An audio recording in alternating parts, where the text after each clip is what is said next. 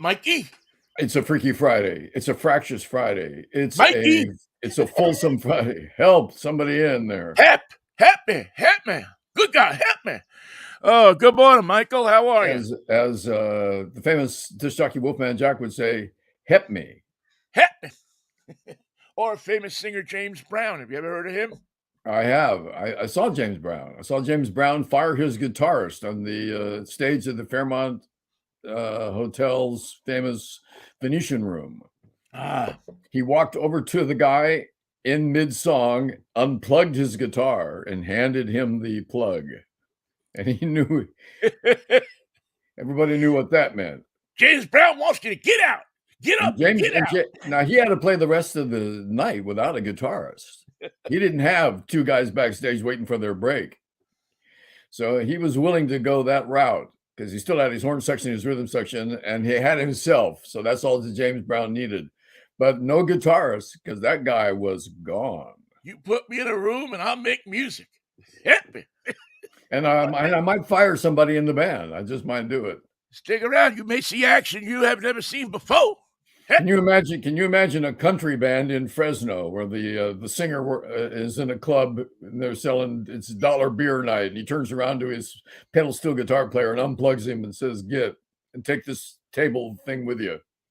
Can you imagine such a situation? You know what? Somehow, I think I could. Somehow, because I've seen the Blues Brothers movie, or I've been to Fresno, or a combination of both. I think that you can pretty much imagine it. That's how it goes sometimes. If if the leader of the band finds out you were in the wrong motel room, We got a problem. you're fired. If the leader of the band finds out that you expensed the $2 lunch as a $4 lunch, you fired. You out of here. And think about what it's like to fire your pedal steel guitar player, and the new guy comes in tomorrow. You don't even know his name. You don't know if you're really going to hire him or not. And all he has to learn is 120 songs. Now, do you call a union for that, or No, you better know somebody. yeah, you have, or somebody in the band's got here's your big break. Willie Nelson's needs a pedal steel guy. You got to be up in Fresno tomorrow night. Stand by your man in A. Never heard of it. Hold it. Time out. What? You mean Stairway to Heaven? Nope. No. Close, but not quite. Just follow along. How's that? Wow. Just put a twangy here and a twangy there. That would be a great compilation of stories, wouldn't it? I got fired on the road. I would like to just find the guys that James Brown has fired because he did a lot of it and find out how he got hired, what happened that night, what mistake did he make, or what mistake was he accused of making that maybe the bass player made? Who knows? Somebody played a clam. James turned around and said, "You." And he did it in the middle of the song. They were vamping. Ding, ding, ding, ding, ding, ding, Oh, ding, ding. yeah. He walks up James and grabs. James wasn't shy. No, he wasn't shy about just getting rid of people, as was Chuck Berry. Not shy about getting rid of people because he figured if I fire him during the show, he's got to leave and I probably don't got to pay him. Chuck wasn't going to pay him anyway. Yeah, Chuck's whole deal was, listen, you're not going to get paid anyway, so I may as well let you go home now. Yes, as a matter of fact, I do have the cash for all of you right here in my bag, and if any of you can take it from me, it's yours. Right, and right, it's right next to my gun. Yes, the strange stories of Rocco. That would make a good book, though. I think, Michael. I was fired by James Brown. Yeah, guys who got fired by,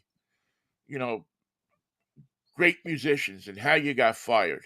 I would like to know if it really means full dismissal, or are you just docked one night's pay and you can't play the rest of the gig, and you have to face the embarrassment of being fired on stage by the boss, and you take your guitar and you go back and look for your guitar case, and that's about it for the evening. Yeah, then you just go sit at the bar and in the Tonga room. Yeah. Or you get out of there. You throw the stuff in the back of your car and take a long ride in the desert outside of Fresno. Of course, you're on Nob Hill. You drive to Calexico. Where the hell am I? You're in San Francisco in a hotel on Nob Hill. Well, again, I ask you, where am I? Where am I? How do I get out of here? How do I get? Which way is Route 66? There's always got to be a gig on Route 66 somewhere. Guys in that business are either going, well, James, what was his hometown? Atlanta? Was he running out of Atlanta? If he in Uh, because he was on King Somehow I Records, think it was near Savannah, but I'm he not had his sure. I think, headquarters. Yeah. yeah, I think it was somewhere close to the coast. I would have liked to have been his bootmaker because he had to be pretty hard on his shoes the way he danced. He was like dancing from the ankle down. Not many people can do that. Yeah, Rest of the body was just going along for the ride. Where are we going? Hey, this looks fun. But feet don't fail me now. the feet were extremely busy. That was a full time. If you were a foot on James Brown, that was a full time job, and we weren't Yeah, just yeah, you couldn't have you couldn't have arthritis. no. You could, but then you had to have good drugs. You couldn't have lazy feet. Those feet had to be punctual. No, you had to be up and moving, man. You just the people expected when they showed up and paid that $7.50 for that show. They expected to see James moving back and forth along the stage with his body rigid, but his feet just doing that thing. There Did it, was a time. did There it. was a time when I saw a lot of live music and actually paid for it during the ballroom days of San Francisco. And of course, the city itself was famous at that time for the San Francisco Sound, the Starship and Janis Joplin and the Grateful Dead and Moby Grape and all the greats. Not as great as Moby Grape, but they tried to be great. Right. But at the ballroom, Bill Graham was bringing in people from other towns and other parts of the country. And I always thought that Sly and the Family Stone got a punch in the right direction when they saw the Chambers Brothers play, because the Chambers Brothers had been a gospel act for years before there was anybody thinking about them wearing funny hats and playing Time Has Come Today. Right. And they really were brothers, except for the drummer. They were all brothers of the Chambers family. And you know what brothers are like when they sing together. It's the most uplifting, wonderful form of harmony that you can find. The Yeah. Bee Gees are a good example. The Yeah. Everly Brothers are a good example. Uh, in fact, Sly and the Family Stone is a good example because his brother and his sister were in the band. Right. And But there's a way that those voices mix together that you yeah, can't you can't recreate the studio can't or buy it. Can't yeah. buy it. It's And it's got to of all the bands I saw, and of all the great reputation that James Brown has for being bringing down the house, nobody could make that stage bounce and bounce and bounce like Sly and the Family Stone and the Chambers Brothers. And I was just thinking about them the other day because what they did was so simple. They were all business. They didn't dance. They didn't have routines like James Brown. They just had the vocal punch and the indescribable, impossible to define energy that came off the stage. Just the fact that all the Chambers Brothers were tall guys, tall, skinny guys, and they projected the sound with the same energy, the same motions, the same, and here it comes. And I was just fascinated by the lack of that in today's music, where yeah. where it flies off the stage. Having 20 dancers doing stupid moves does not equal energy. That's just a distraction of the fact that you are what are you doing? Why are you the leader? Why are you the star? What are you doing that's so important? You got 20 dancers around you, so you must not be doing much because we need a distraction. Plus the band or the tracks that you're singing to if they're playing through the sound system. And I just thought that that would be a simple lesson in show business, the direction to go in show business, a way that to fill a void that's missing in show business right now, which is basically a show band that knows how to rock the stage. And Yeah, you don't, I mean, you really don't see, now that it's not that I'm running out and seeing a whole lot of music, but yeah, when you look at these bands, that you see on TV and maybe you see them live, it's not, I mean, there was an energy that came off of bands in yeah, the 60s and the 70s that very rarely do you see today. Either because the band is from the '60s and the '70s and they're so damn old that they can't move around like they used to, or it almost seems like that kind of getting that energy and projecting it out to an audience is a lost art, that you can't find people that do it.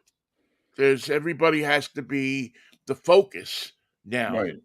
Or you have to have, like you were saying, the dancers. It's one of the most ridiculous things I see is acts come on and they try to find the weirdest looking dancers that Right. they can find, um, to add to the music. And I think many times it subtracts from the music, the writing. You're paying attention uh, to this dance show that's going on, Right. and you're not listening to the lyrics. You're not listening to what the artist or that particular artist or artists are trying to say.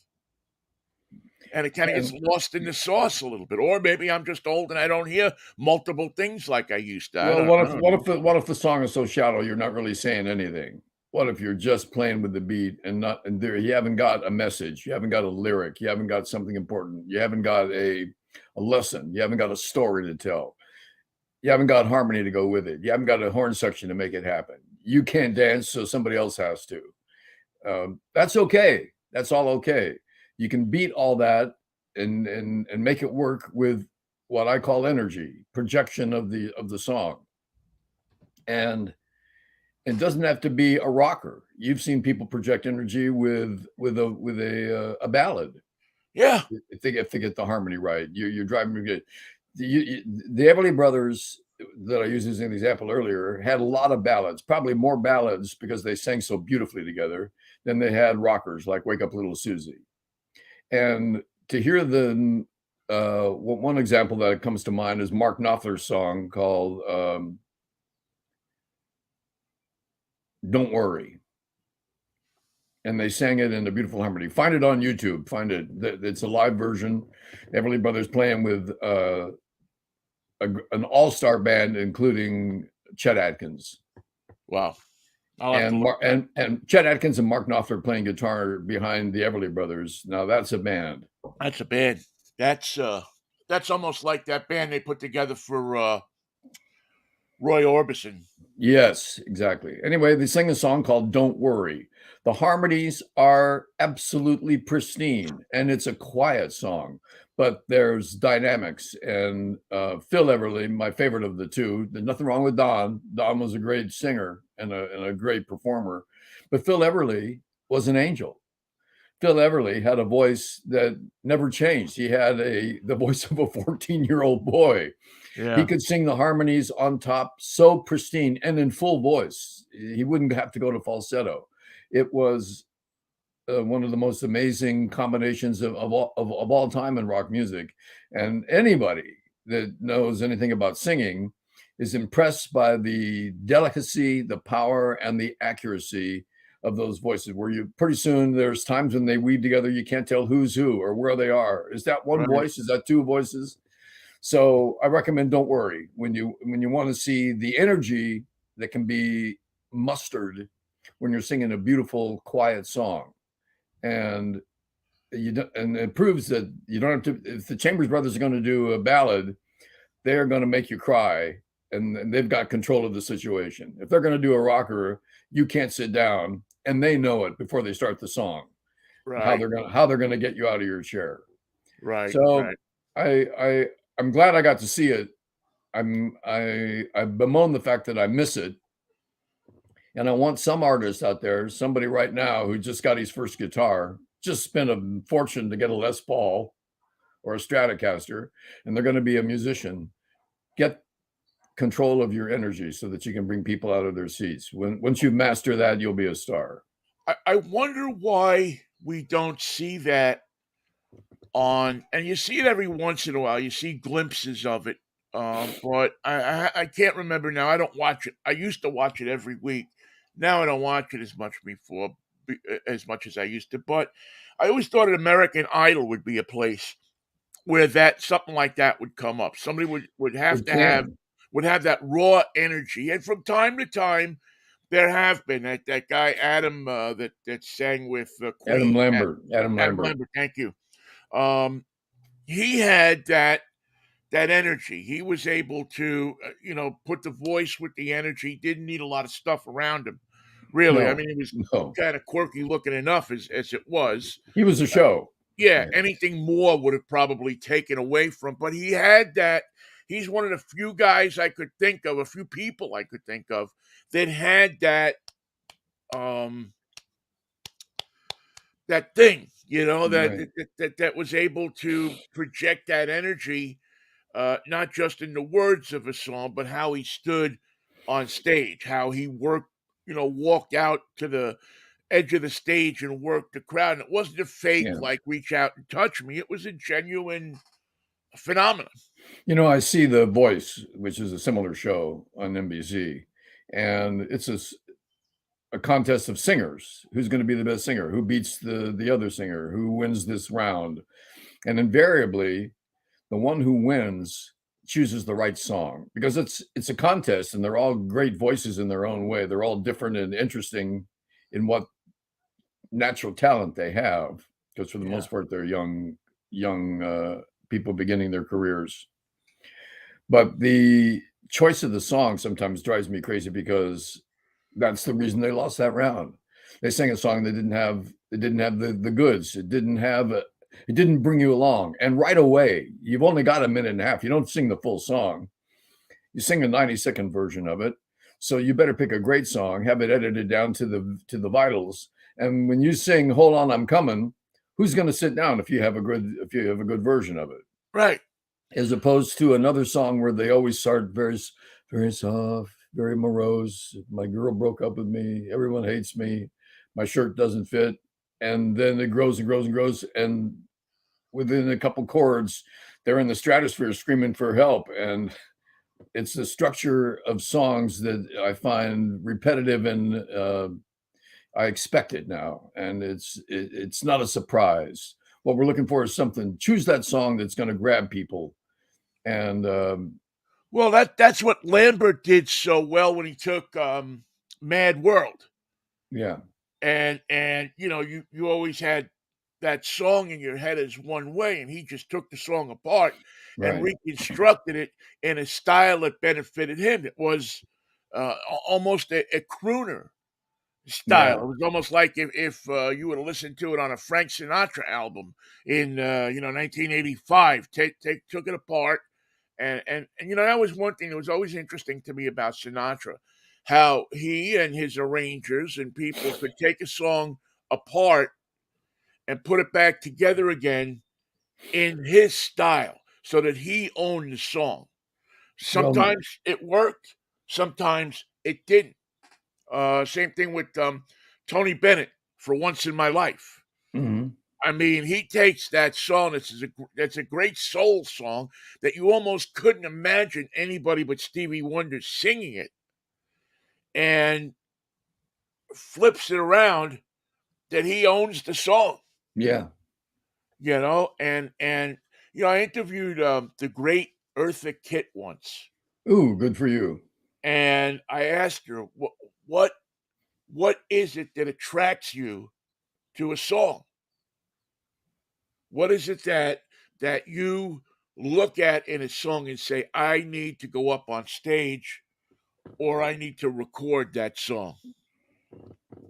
And she said very simply, "I have to feel I can own the song." And plus, Eartha Kitt and great singers don't see a song the same way that we do. Right. They see it as an emotional vehicle. They see it as something that they can make use of in their profession. This is a song for me. Have you heard this song? Where did you get that song? Where the heck did that song came from? A good example, I had to look it up to see who wrote it. Um, the one by Anthony Newley from The Roar of the Grease Paint, The Smell of the Crowd. Well, try to remember it. No. No, Um, Feeling Good. yeah, yeah. He wrote it with Anthony Briscoos. Anthony Newley was a guy who started with rock and roll hits in the 50s, Skittle band stuff. Then he became sort of like the boy singer. Then he became a musical theater guy, always writing his own material. And that song has survived his life, his death, his career, survived that show. Nobody does the roar of the grease paint, the smell of the crowd anymore. But Great show, by the way. it's being used in commercials and to relay a mood all over the world today. And I'm sorry that he's dead. He can't get those checks. Somebody's collecting on him.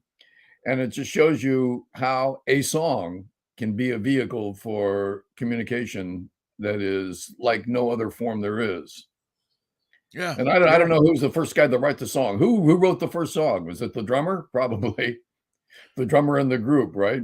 I wonder, I mean, it's an interesting I mean, we'll never know because Well, but, who it's much like who was the first person who decided it'd be a good idea to cut somebody open and reset their bone? And when the bone was sticking out of the I mean, how did you figure that out?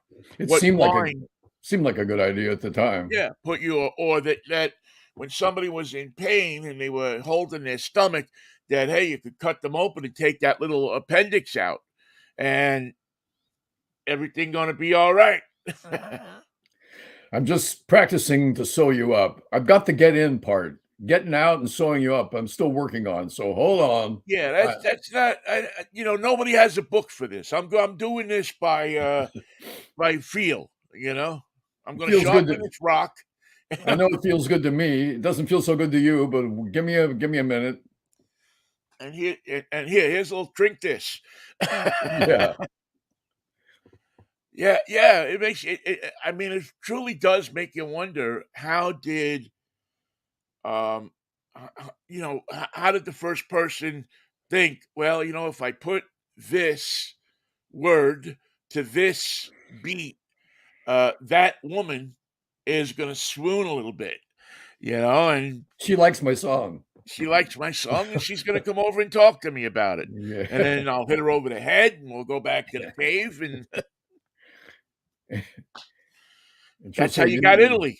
you got to start writing these songs down. Or you're going to forget them. I'll take care of that. Well, wait a minute. Bingo. What's Bingo. writing? We had a publisher. What? Wait a minute. I got this stone and I got this chisel. I mean, really, that's about the best I can do right now. Well, Writing it. I'm not writing. I'm just making a few notes. Yeah, the number two pencil's not going to come along until 1698. And that was a good year for pencils. Great year for pencils, except when they found out that the lead would slowly kill you. But, listen, everything in the world back then would slowly kill you. You remember they used to take the pencil and wet the pencil for some reason? You Yeah. see this in movies, you see it on television. I You see used to it as a see Mr. Rispoli used to do it all the time in candy he was. store. I've spoken about him before. He was the guy with the bag, and he would take Yeah. that bag and lick the pencil and start writing down 29, 25, 32, and the whole side of the bag would have numbers on it, and he'd draw a line, and I don't know if he ever added them up. He might have just written down, okay, 598. How much am I getting out of this kid today? 615. 227. It looks about right. Mr. Bagoni, I added up the numbers you put in the bag, they don't come to 615. That's right. I added a few. I gave you a discount because There you're a was a good tax. customer. But I remember I was always amazed at those people who could do that, who could just write it all down on the side of a bag. And two benefits was number one, I mean, you had a count of what was in the bag, and number two, everybody on the block knew what you spent for groceries, you Yeah. know. And you couldn't buy, Twinkies at the time, I think with 10 cents. You couldn't buy a package of Twinkies because some parents would count the number of what Mr. Rispoli wrote down and the number of items you came back with. Wait a minute, there's 35 cents on here that's unaccounted for. Well, yeah, that was for the pack of cigarettes that I bought, Mom. Or lunch. I You may know, have I eaten a remember couple of when those Twinkies. I remember when lunch was 35 cents. You got a bologna sandwich for a quarter on white bread with mustard, and a with slice mustard. of cheese, and a Coke, and you Yeah. could, go in and into the deli. If Fisher's Deli was on 37th or Gus's was around the corner on Northern Boulevard, you go into those delis, and I think was it on Wednesday? Yeah, I think on Wednesday, if you came in on Wednesday, you would also get a small cup, a little Dixie cup. A With the potato flat salad? lid that they put Yeah. on? A little Dixie cup with, like, potato salad or macaroni salad, and they made all of that stuff there.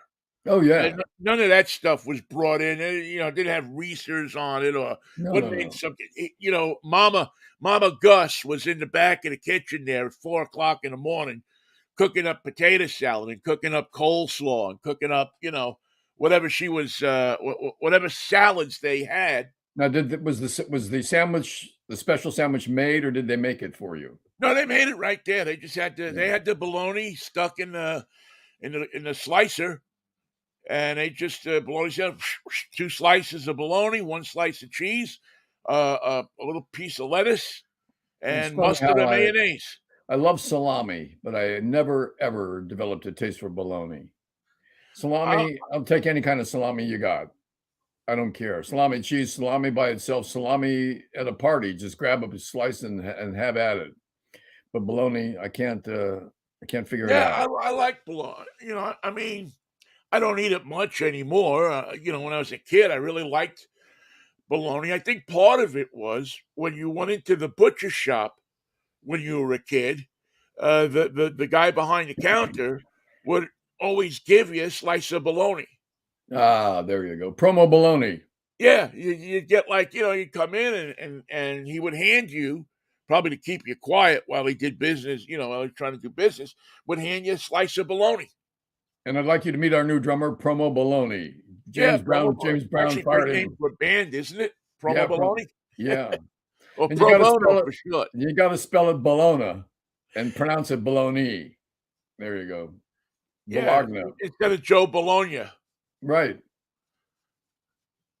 It was a different time. I mean, now, now you see people, which I know it's the right thing to do, but when I see, like, you go to the deli and the guy puts gloves on to slice the meat, you never saw Or that.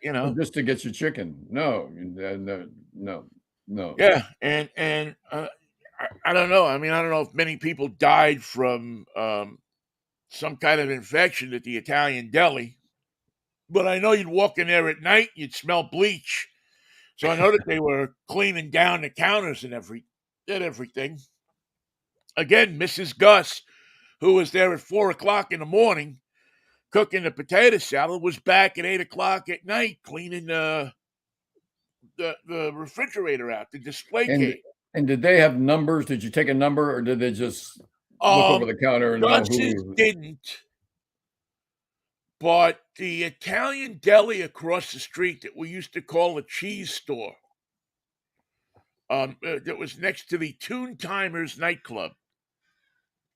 The Um, tune timer?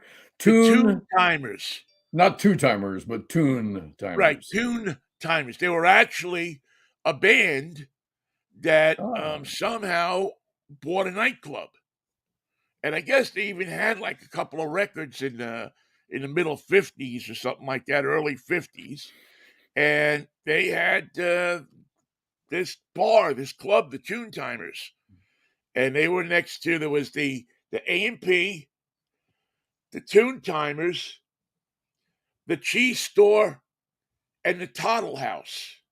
and what was the Toddle House? Must have Toddle been a bar. House was a chain of restaurants, small. Most of them only had a counter. I don't even know if you No. could actually sit at a booth, and it was like a breakfast lunch type of place. So you could go in and but they had to get, like a ham and egg sandwich or a couple of eggs with bacon and coffee. And there was two of them in every neighborhood. Huh. It was a huge chain in the 40s and the 50s. And many of them that stood alone had a distinct, like, kind of cottage design to them. Mhm.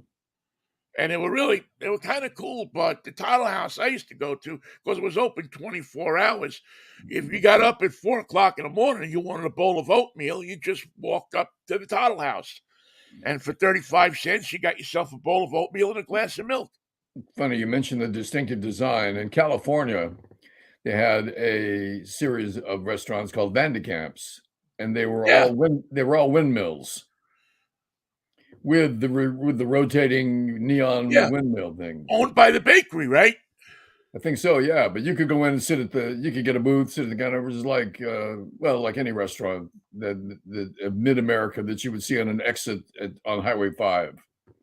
Yeah, I remember seeing those because they were still around in the late '60s, early Yeah. '70s.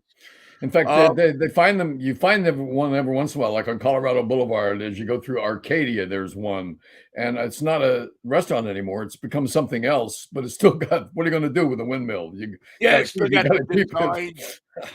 There's a great there's what do they call it? The channel is a YouTube channel called I think it's Recollection Road, and they do videos about stuff that isn't there anymore. And and and I they like did that. one on restaurants that have disappeared. And so they had this whole um I don't know, it might have even been two videos on these different restaurants, fast food places or places like Toddle House or Bickford's or Vandekamps, which I always thought was owned by Rosemary DeCamp for some reason. I did too. I always put those two together. It was for some She's reason. she's in the back making potato salad. Hurry up in Exactly. This there. is Gus's recipe. Yeah. Rosemary, you worked 2 weeks, you stole a recipe. Um, but so yeah, this whole YouTube producer, content provider that delves into these old things that used to be there and did a great one on um, some of the drive-in, like not drive-ins, but fast food places that used to be there. Remember in San Francisco, Otts, OTT apostrophe S, Otts. It was in no, I remember Doggy Diner and I yeah. remember Zim's. Otts was a place that made it into a lot of George Lucas movies in his early work. No, no, was that a drive-in or like Mhm. a? Yeah, they'd come right where they put the tray on your car. One of Now, those. what was that the one that was on? There was one that I vaguely remember. There was one on the On, marina near the docks. There was yeah, no, one. this one was on South Van Ness. Yes, yes, that's it. And, where South Van Ness and Mission Mhm. kinda Kind of wide rub open up against spaces out each there. other and Yep. go their separate ways. There's a big one there. Yeah, yeah. From the first time I went to California, which was 1969, I vaguely remember that place. We would go there with my mother's mother, her mother, my grandmother, and my mother's sisters, and everybody always had the same thing. Not just one person, everybody had the same thing, which was an open-faced turkey sandwich on white bread with gravy and sides. And I don't know why we all ate the same thing, but I cannot think of that drive-in. I cannot think of that day without everybody at the table having their open-faced turkey sandwiches. It was quite a scene.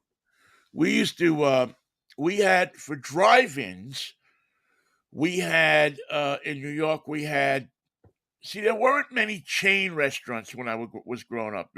The nearest McDonald's to me when I was growing up was in Elmsford, New York. Whoa.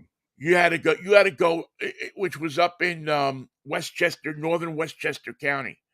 So you had to drive from New York City up to Elmsford if you wanted a McDonald's 10-cent cheeseburger or I remember hamburger. when I forget they cheeseburger might be 12. opened McDonald's in Manhattan when I was living there. I was living at 103rd Street and West End, and it opened downtown somewhere, and it was a sensation. Yeah. everybody was coming from all over New York to go see the new McDonald's, and I went down there. I said, I'm going to go get a burger. I know what McDonald's tastes like. I'll take a shot at this. And that was in the mid no 70s, 1971, maybe 1970, somewhere in there. Yeah, First one in Manhattan. the first McDonald's I remember in New York City opening up was one that was near it was on Astoria Boulevard, and, probably opened up in 72, 73, something like that. It was Mhm. an empty lot, and all of a sudden, bing, it was a McDonald's. But there was matter of fact, Jack in the Box was in New York way before McDonald's. Really?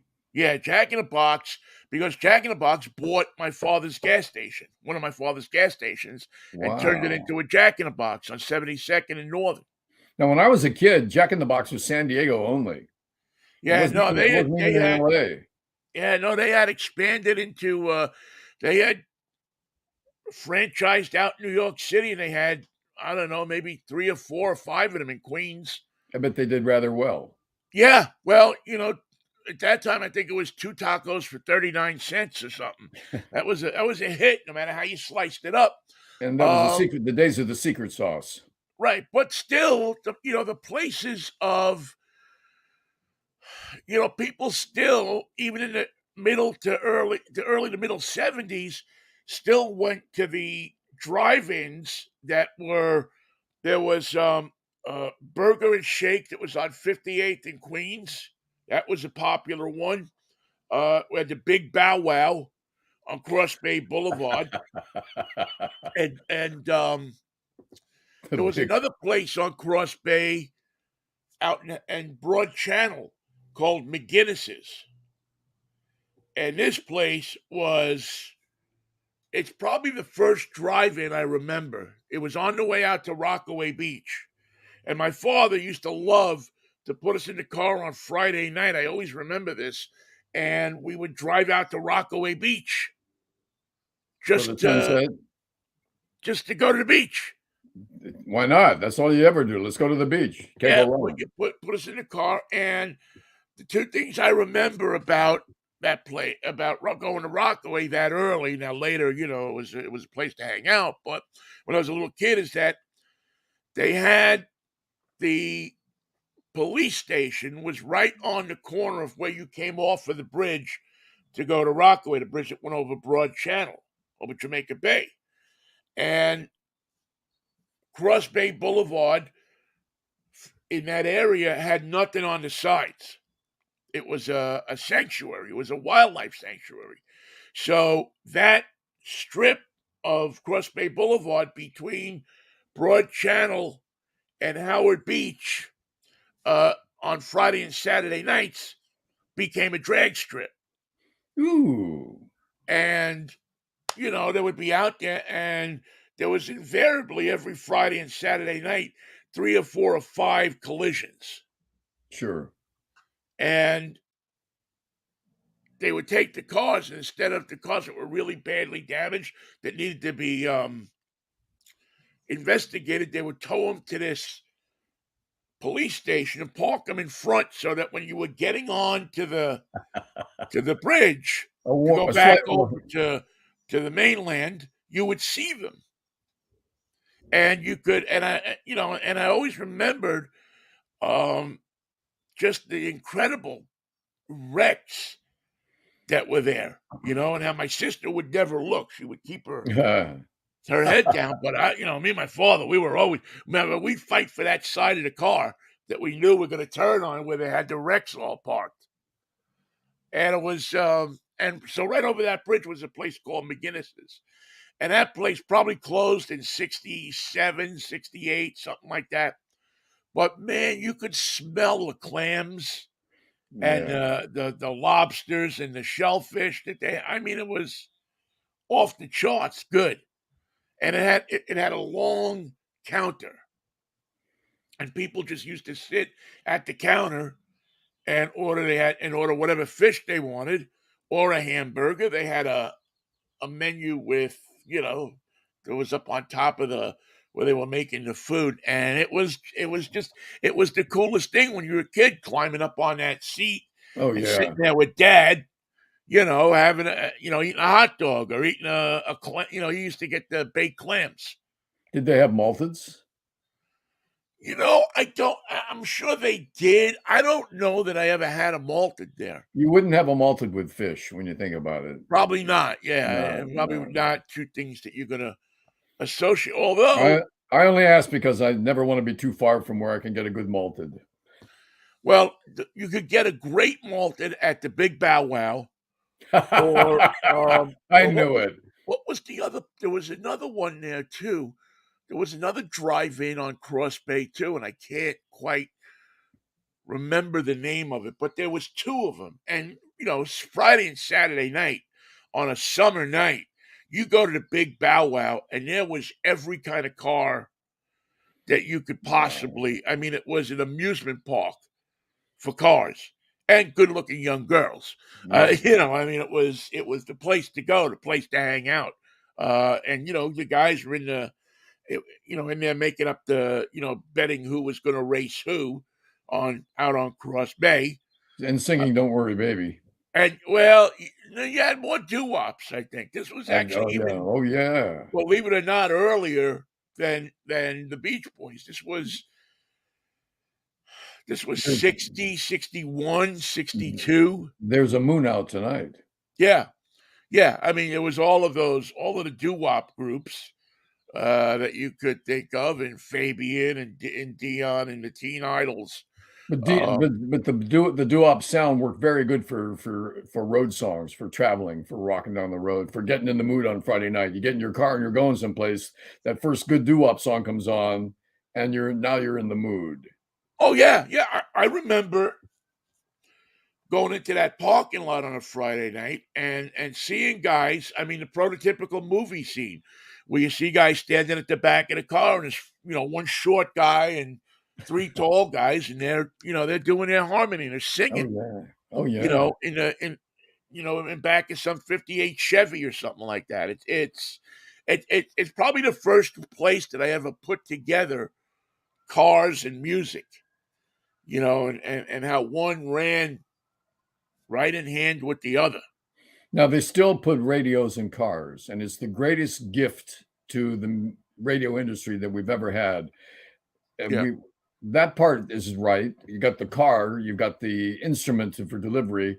They just stopped sending good stuff. It's got to stop. I'm telling you, radio people, I've heard enough of your excuses. I've heard enough of the radio's never done better. I've heard enough about we have a new vice president of sales.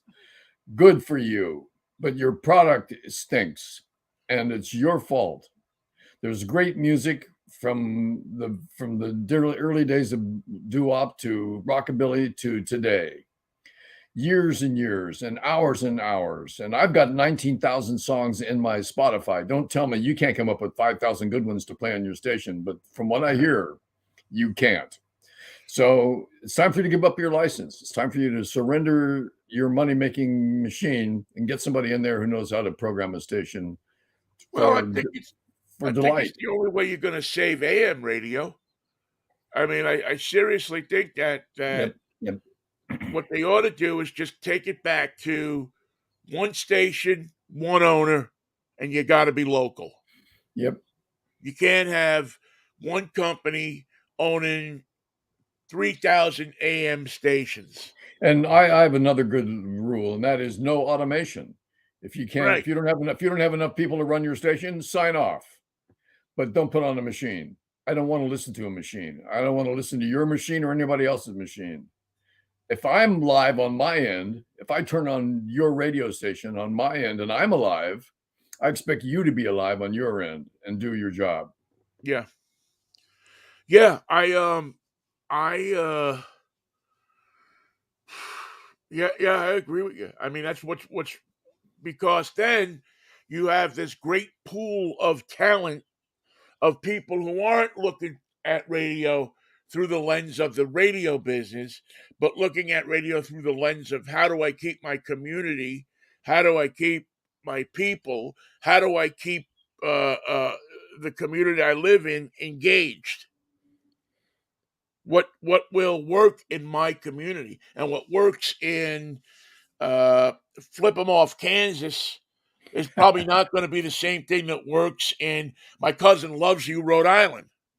It's two different things, That's right. and it's part of, I think, in some ways, what's wrong with this country is that we've lost our regionalism, our individuality, Yeah.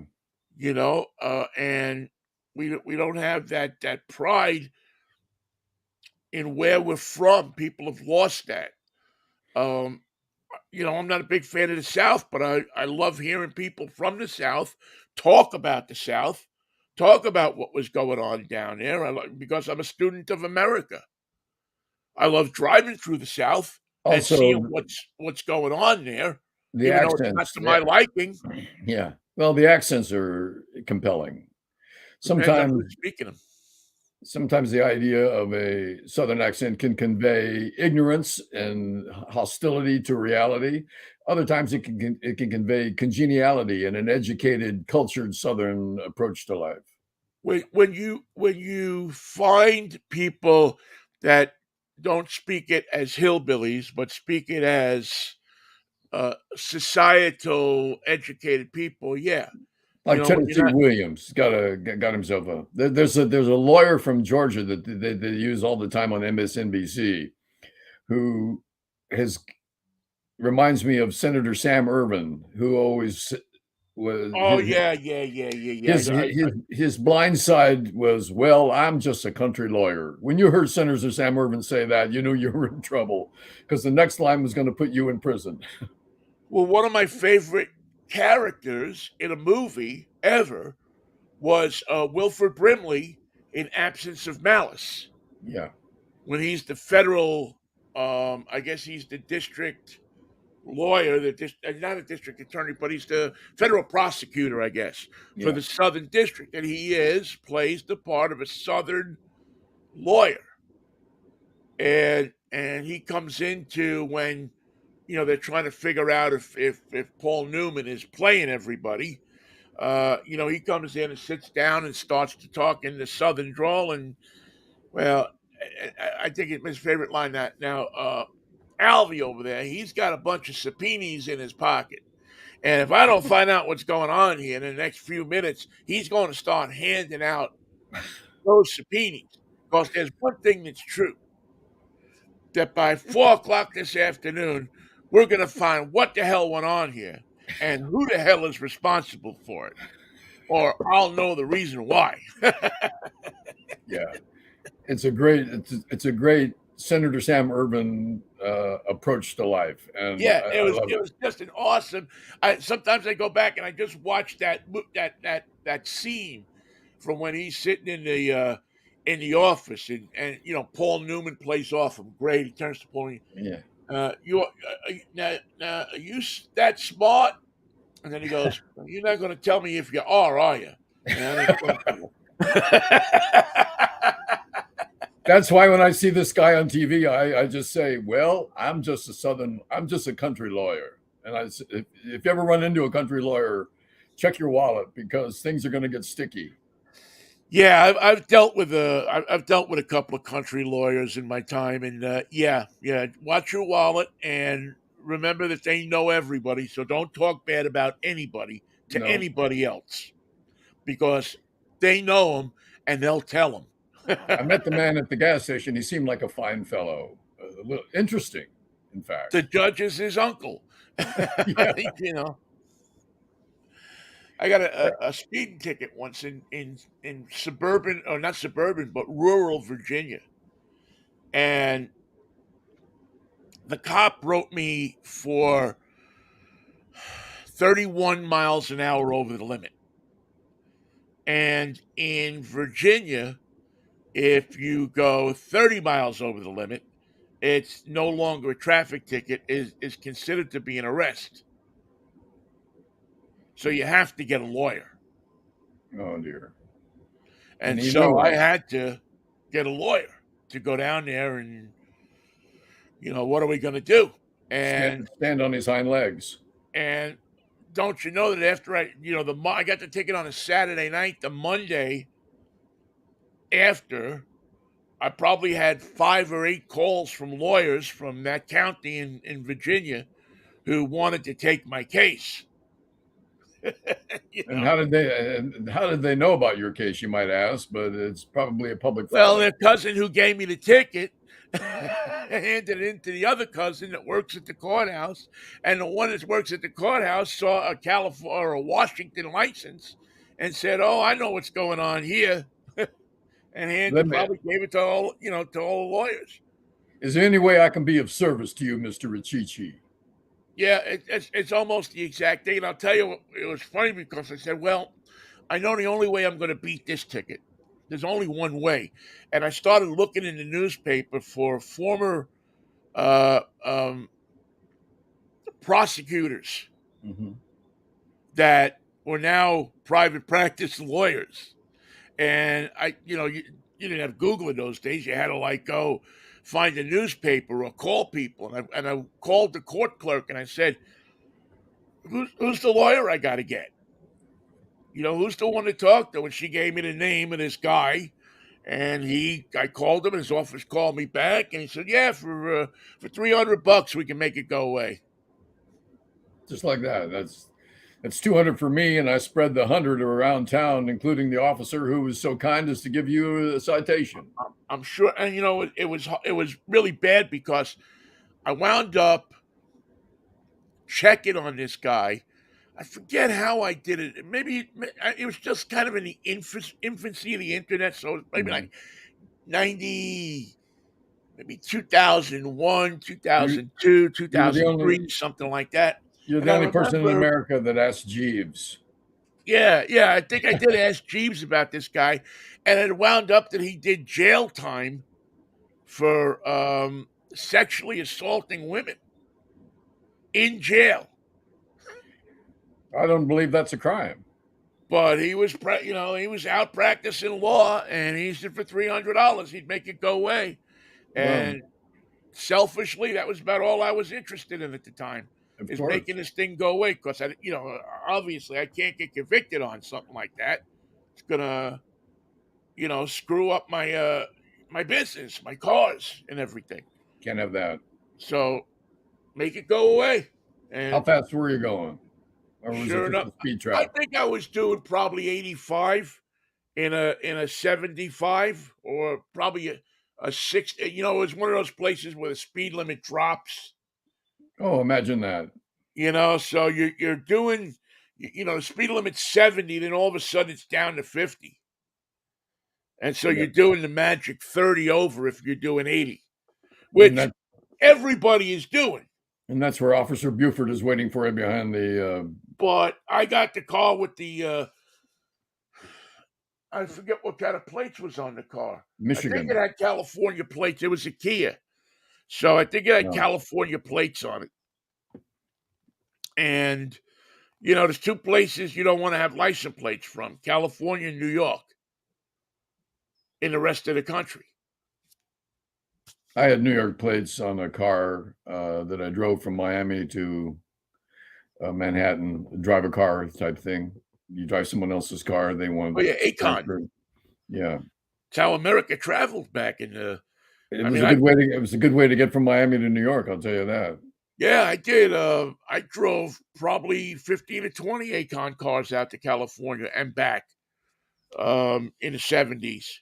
It was always the way, because if you played it smart, you drove like hell, you'd Right. get to where you were going and you'd have a car for 3 or 4 days, until you had to deliver it. Yeah, we drove. Man, used to have the guy would call us up because we were so quick at getting out there. When he had a car that had to go, he would actually call us Gotta up go. and say, we'll give you like $500 and a plane ticket back Ooh, I like it. to get the car, because we got to get the car out there. It needs to be there because they used to do it for all these different corporations who would trade, moving people around. Right. That's how they would get their cars out there. So we drove We drove every manner of everything. I drove from Miami to New York on the weekend that Martin Luther King was assassinated. So I'm driving through Florida, Georgia, South Carolina, North Carolina, Virginia, all the southern states on the coast, Wow. and it was a quiet time. Everything was very subdued. We did. They refused to service in a Howard Johnson's in I guess it was South Carolina, somewhere like that. On the main road, you think they'd seen humans before, but they weren't putting up with a Jewish boy from Miami and a long-haired hippie from California with New York plates. That was one thing that they were not Yeah. going to do. Yeah, we can't refuse to serve you if you're black, but we don't have to put up with you scurvy white people. And the way they do it is you take the table at a Howard Johnson's and you just never get service. You never get a napkin. You never get silverware. You can just sit there as long as you want, but we're not going to serve you. You get the idea. Yeah. Yeah. My father used to hate Howard Johnson's. He got to a fight every time he went into Howard Johnson's, man, with either some kid or some waiter or some wait. Wow. He just always seemed to he just never had a good time in Howard Johnson's. A no-go zone. He would never.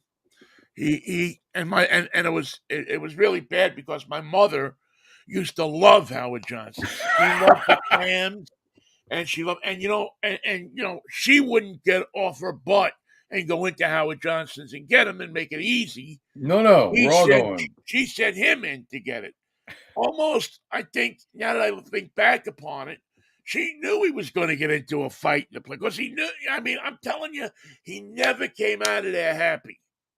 I never seen him come out. He was going to at Howard Johnson's on Queens Boulevard, across from Alexander's in Fairyland, and I never seen my father come out of that Howard Johnson's happy. Well, he knew what he had to do when he went in, right? He knew what Yeah, he he got had to his do. stuff. He got his bag of clams or his three. They used to have that really weird ice cream scoop they used to Yeah. use. It was almost like square. Mhm. And I don't know, one time I remember walking out. They used to have these carriers that they would put the cones in. So you'd have like you could put up to 6 cones in one of these carriers. And I always remember my father walking out of Howard Johnson's and he's got 4 cones, but one of them, the ice cream, is not on the top of the cone. I wonder where it went. I could tell you where it went. I seen some guy come out of Howard Johnson's about 2 minutes later as my father was speeding out of the parking lot with the same color ice cream all over his shirt. Oh! Well, I So thought your father took a bite and just leveled it off so it wouldn't drip, but no, no, no, no. no, no, no. He got into an altercation with somebody in Howard Johnson, and he just stuck the ice cream cone in their chest. And then took what was left of it back and stuck it in the carrier and walked out. And I remember this because I was the guy who didn't get the ice cream. Okay. Oh, brother.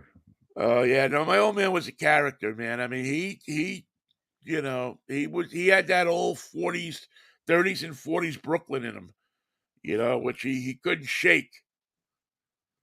It was going to be there for the rest of his days, no matter how you look at it. Quite a character. Yeah, he was. He was. Joe Riccici was quite a character, man. He had some stuff. Is that Jack in the Box still there where his gas station used to be? No, they ripped it down. It went from being a Jack in the Box to being an Arby's. Mhm. And many years ago, they closed the Arby's, knocked it down, and left the lot um, just a lot for a while. And I actually, on one of my trips back to New York, walked through the lot just to see if there was anything left from the old gas station. Because, in those days, they just paved over what was there. And, Right. you know, um, and now they put a medical center on the site. It's like a building with, I guess, there's a bunch of doctors and like a walk-in quick clinic on the Mhm. first floor. The diner is still next door, and the Shell station is still on the other side, and it's still a Shell station. Wow. And then my father's other gas station, which was a block away on the other side of the Shell station, is now a Dunkin' Donuts. They put yeah, they put a number of years ago. They put a Dunkin' Donuts up there. Makes me want an old-fashioned chocolate donut. Oh man, I would kill for cinnamon. Now you got me thinking I'm going to go down to Top Pot because I would love a cinnamon, old fashioned cinnamon with the. Oh, Mm. yeah. They make a Top Pot also makes a what do they call it? A sandcastle. So it's a white donut. No, it's a chocolate donut with white sandy looking cinnamon on it. Ooh. Delicious. Cinnamon is it's such a good thing to have in the morning. It just when with your coffee, cinnamon anything makes it happen. It works with everything. Yeah. There's nothing that cinnamon doesn't work with except your diabetes. Um, Yeah. and Well, even if you sorry have about the that. straight cinnamon without you just do the cinnamon and not the sugar, you're probably okay because I don't think cinnamon is very sugary. It's just that people including me, mix up the cinnamon with you get that what they call Mexican cinnamon, Oh, yeah. and it's like sugar and Mhm. cinnamon. Oh, look at that on some hot chocolate in the morning. There's a breakfast place at various places around, Mexico called the House of Shields, and it's a breakfast place where you get the dark, sugary coffee and chimichangas and other breakfast delicacies, and my god, if you're ever in Mexico, when it becomes a peaceful place, should it ever, go to the House of Shields and have breakfast with, extraordinary chicory coffee and the chimichangas for the morning. Ooh, my god, a Ooh. Mexican breakfast will set you back. You won't be hungry for lunch until, well, lunchtime. Yeah, you don't feel and you don't feel very motivated to do much either. You don't know, no, not at all. You don't maybe a walk on the beach, but no guarantees.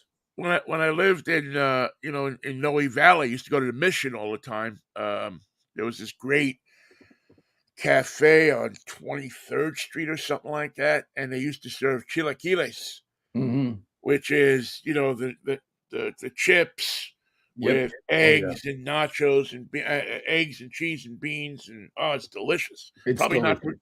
too good for you, but If it very tastes that delicious. good, it's gotta be good for you, if it tastes that good. Yeah, that's the edict I go under, but my heart doctor doesn't agree with that. Um, Well, at has least you different got a heart ideas doctor. on that kind of thing. Do you love your heart doctor or do you hate your heart doctor? I love him because he seems that he's trying to save my life. I That's hate him though good. because what he's doing to tell me to save my life is cramping my style. Yeah. What's his first idea?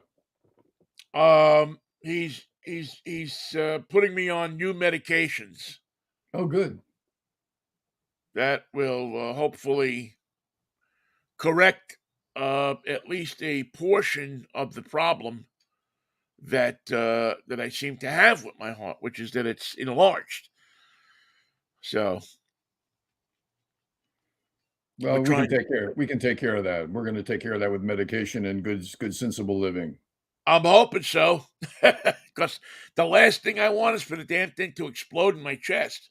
That'll be the last thing you'll get too. Yeah, yeah.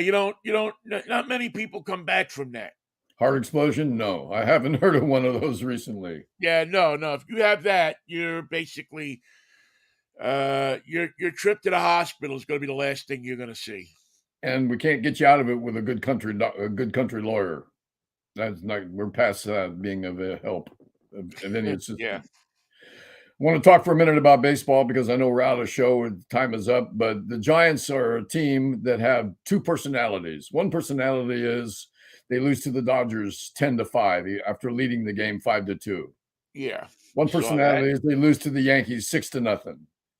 Then the other personality is they come to work and they hit home runs all over the ballpark and they beat you like they're in first place and you just say, who the hell are these guys? And so the answer is painfully obvious. They are both those teams. They are a team that will come to your town. By the way, we're playing the Detroit Tigers at home this weekend, starting tonight. Well, that's a big rivalry, isn't it?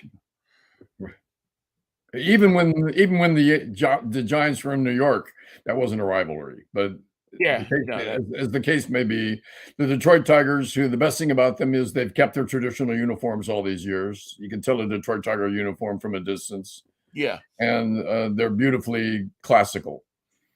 So the And they were Giants, smart enough to keep Sparky Anderson around as manager for a long time. yeah, and the Giants present as this team that is of two faces. So if we don't have a home run by the third inning, either we're saving them for the end of the game or we're going to lose to the Tigers 10-5.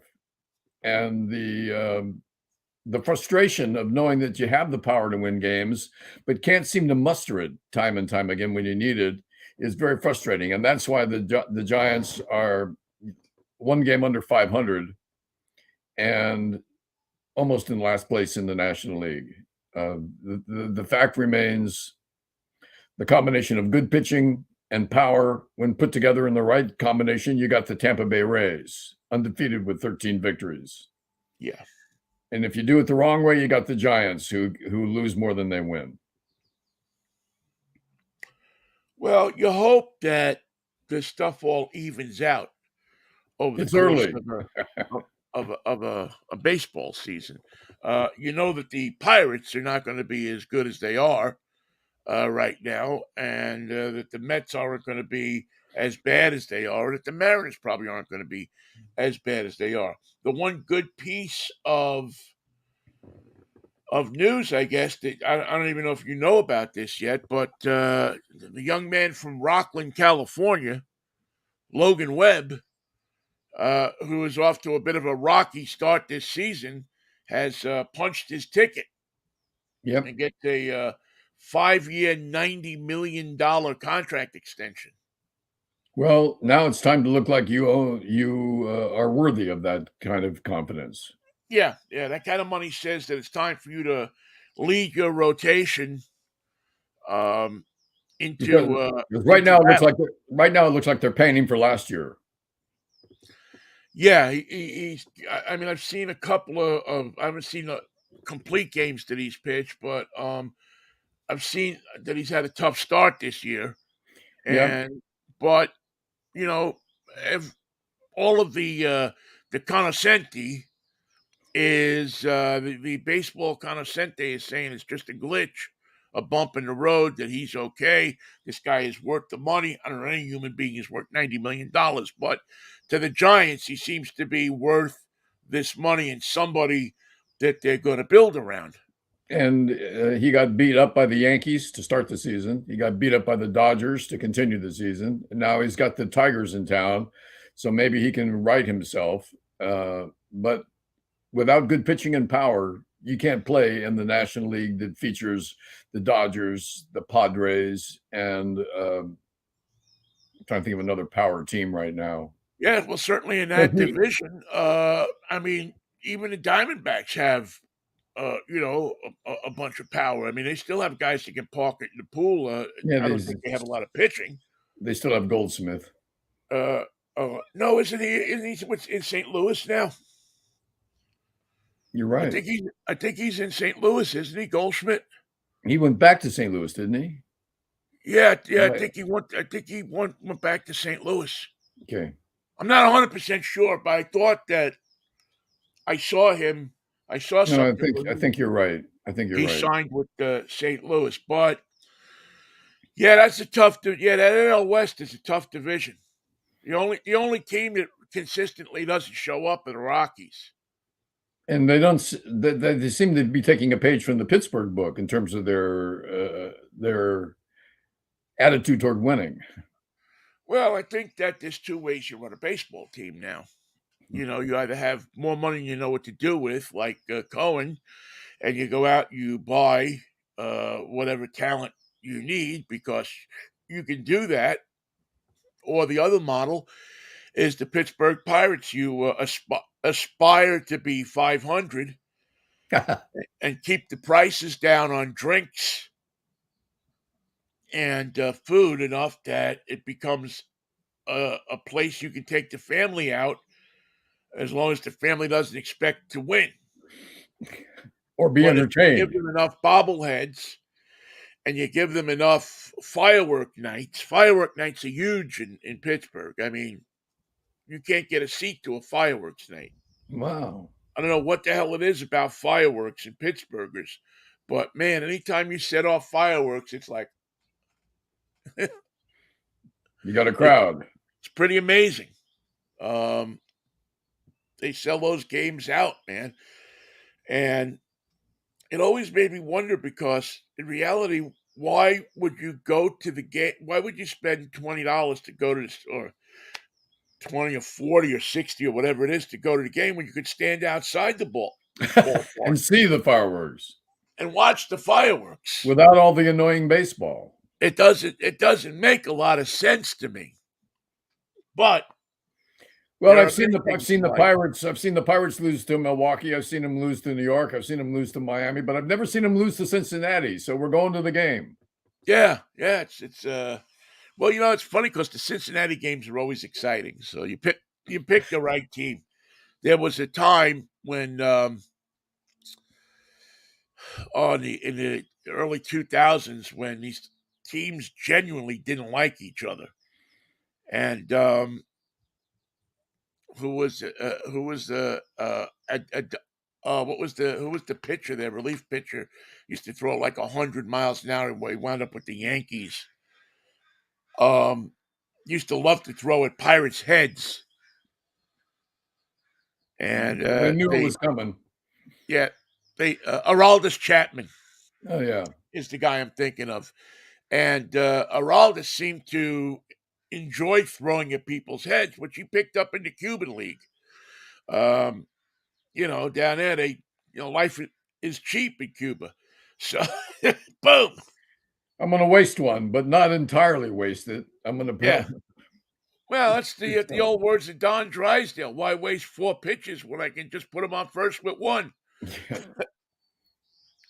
I've never seen a guy go down faster to get away from a pitch than Willie Mays facing Don Drysdale. Willie would wait to the end of the last moment possible to get out of the way. And he was the fastest damn guy to get out of the way of a ball. And he would go down all the way.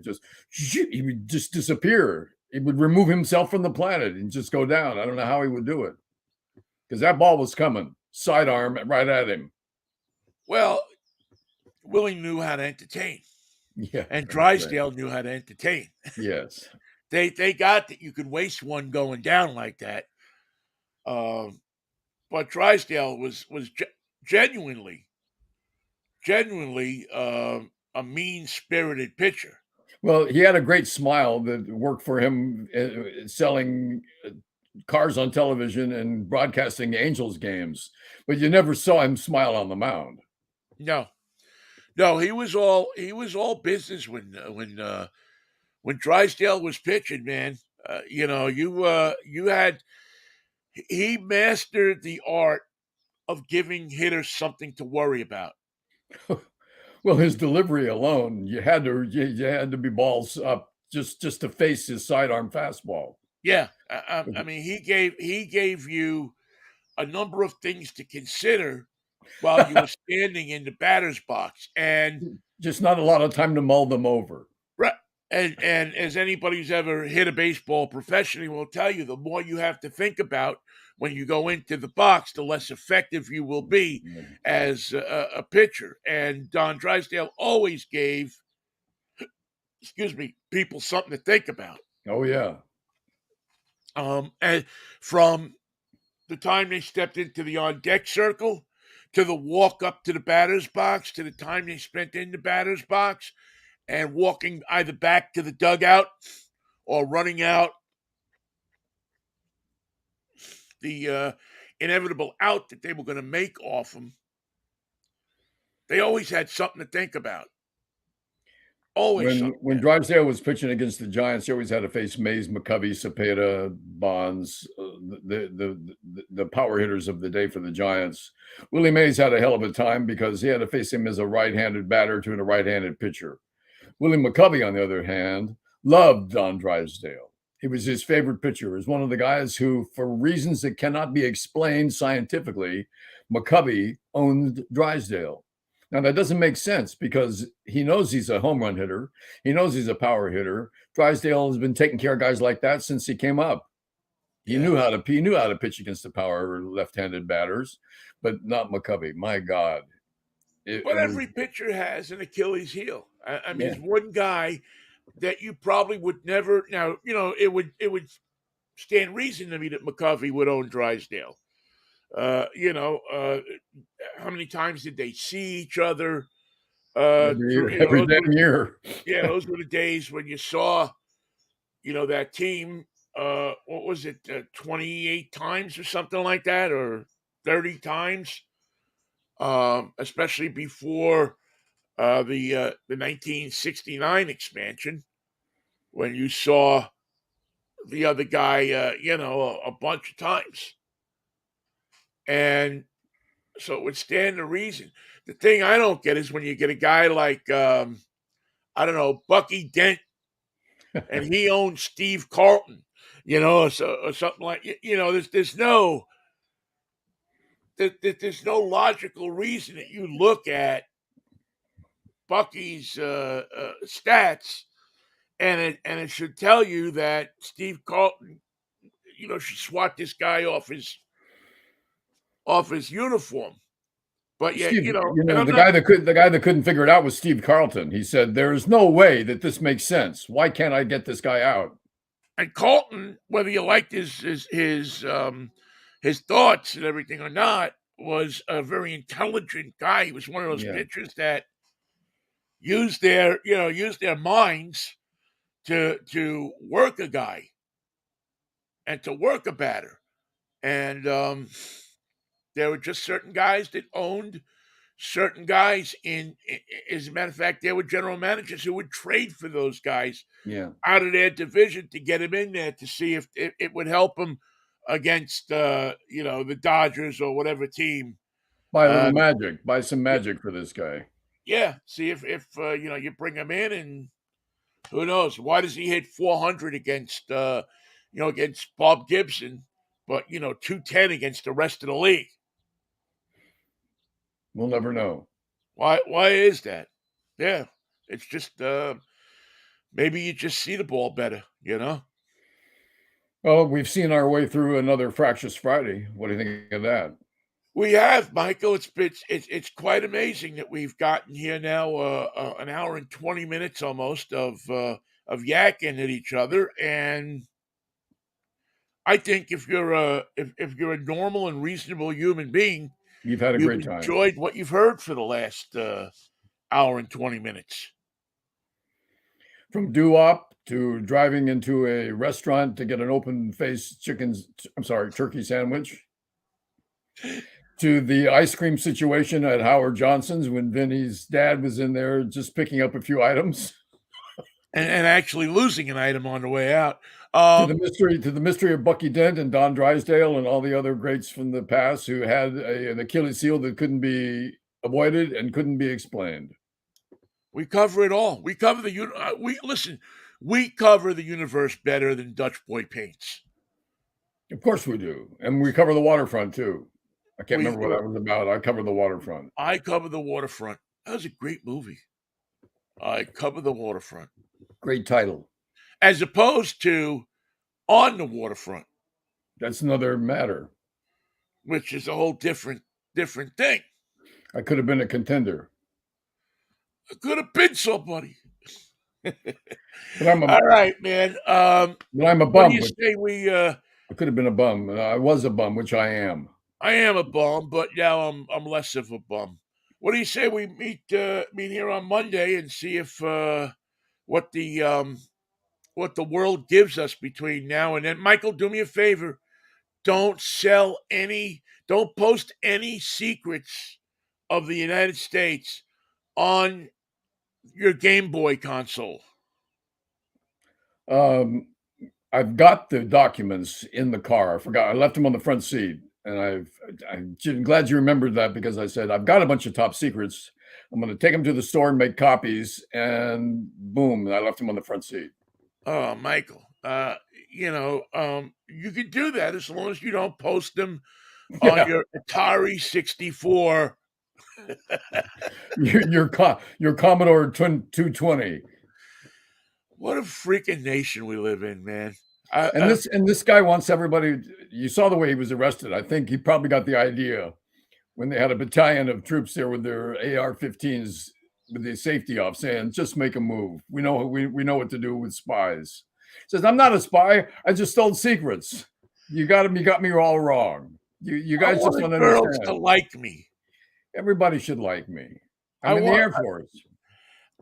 is there anything that says, Generation X more than that?